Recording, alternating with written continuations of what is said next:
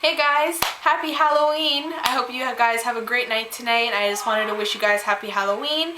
And I thought I'd talk about some kind of scary, there's one scary book that was kind of creepy, and some other books I've been reading that follows with the theme of my costume. I'm like a dark fairy slash angel. I thought it would all kind of mix in with the theme and show you guys and do little mini reviews on them, so it gives you an idea of why I like them and how they were. So if you're interested, you guys can check them out. So pretty much for my costume, all I have is like a black dress on, and I made these sleeves. I cut this glove to get rid of the finger slots. So I cut it so it was more like a wristband, and then I glued all these feathers and flowers onto them. And my mom actually made this head piece for me. It's just pipe cleaners, and she glued some leaves, some flowers, and I added some black feathers, and there's some brown feathers. And then I also have some wings on, if you didn't see those. Yeah, and for my makeup, I have fake eyelashes on, and then what I did is I put stickers on my face and put eyeshadow over the stickers, and then I peeled the stickers off, and it gave like a design. Yeah, I added some green, and it's a lot of darkness because I wanted to be like a dark forest fairy rather than like a cheery one.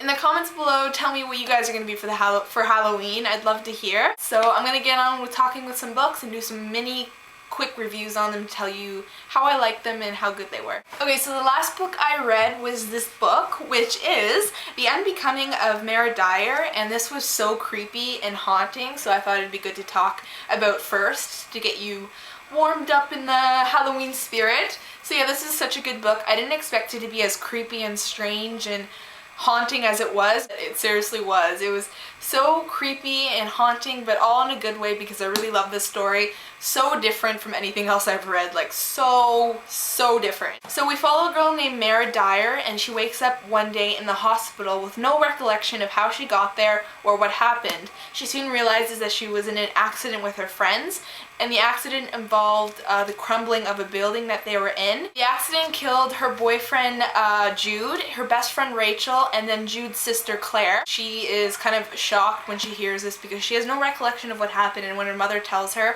she is stunned beyond belief and cannot believe that, she survived this and it killed her best friend. So the creepy part comes into this book when she starts discovering things about herself, and she starts having hallucinations, and she starts seeing things, and she thinks this is maybe a part of the trauma, and that people are telling her it's because of the accident, but things lead to a greater seriousness, and she's questioning who she is and what's going on in her life, and she kind of has to discover herself along with a boy named Noah who she meets. Events go one after the other, and it makes it so haunting and awesome, and I really did love it. The romance is amazing. It's probably one of the best parts of this. Aside from the mysterious and haunting part of it, the romance was just as good, if not better. It's so spooky and chilling that I was laughing at some points because the characters are so funny. Then it got kind of scary at times. I'm like, what is going on? And I just loved it. Probably one of the spookiest books I've ever read, so definitely check it out.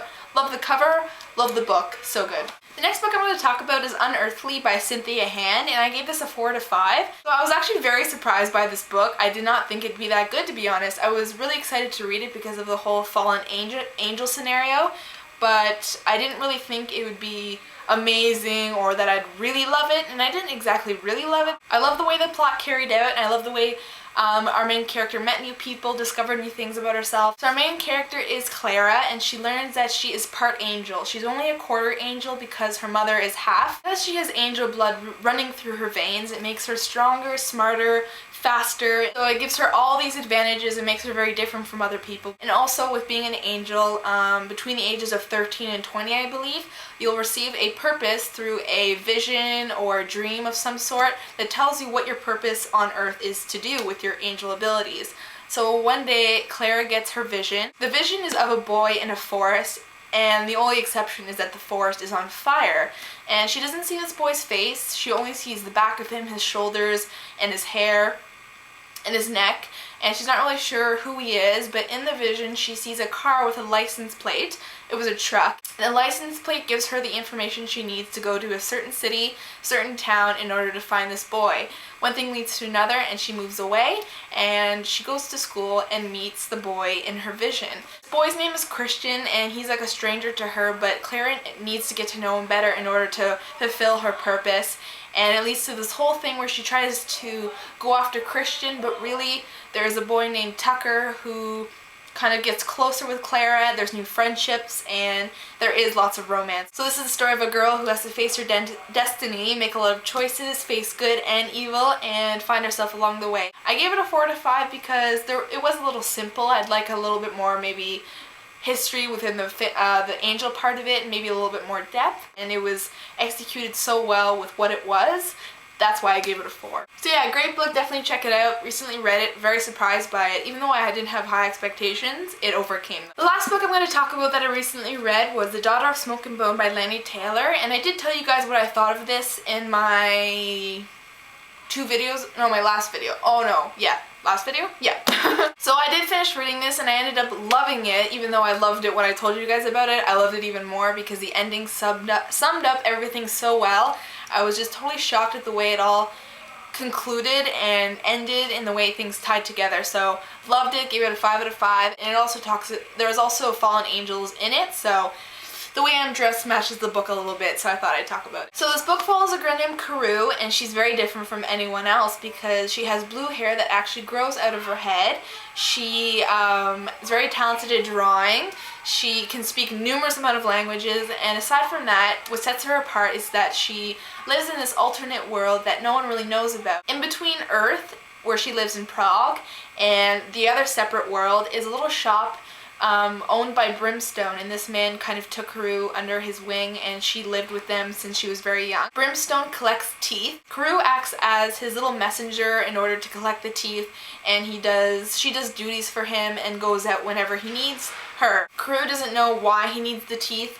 Brimstone never told her, and she has a feeling that he never will. It's like a hidden secret, and one thing leads to another and something happens because on all the doors throughout the world, the way she gets into the secret world, there are black handprints being scorched onto the wood.